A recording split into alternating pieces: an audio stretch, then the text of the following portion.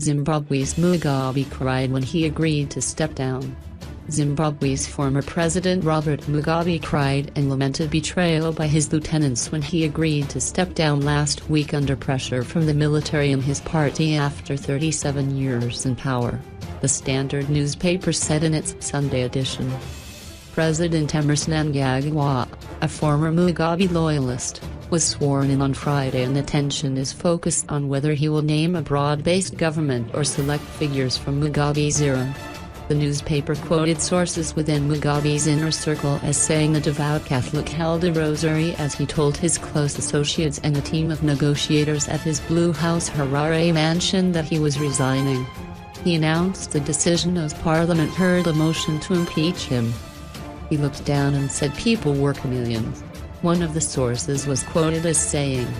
The state-owned Sunday Mail quoted Father Fidelis Mukonori, a Jesuit priest who is a close Mugabe friend and mediated his resignation with the military, as saying Mugabe's face just glowed after he signed the resignation letter. So we are not talking about a bitter man. I told him that it was good for him to see someone running the country, Mukonori told the Sunday Mail. Neither Father Mukonori nor Mugabe's close aides were immediately available for comment. Mugabe's fall after 37 years in power was spurred by a battle to succeed him that pitted Mnangagwa, who had stood by him for 52 years, and Mugabe's wife Grace, who is 52. The privately owned Standard newspaper, which has been critical of Mugabe and his government over the years, urged Mnangagwa to walk the talk on graft. At his swearing-in ceremony on Friday, Mnangagwa said he valued democracy, tolerance and the rule of law and would tackle corruption. He has also urged citizens not to undertake vengeful retribution. The new government is already moving to bring some of Mugabe and his wife's close associates to book, and former Finance Minister Ignatius Chombo was in court on Saturday on corruption charges.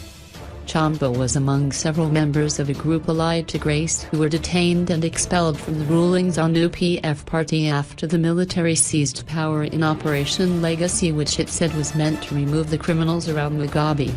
Chombo, who told the court he was forcibly removed from his home on November 15 by armed men wearing military uniform, was detained until Monday when his bail application will be heard.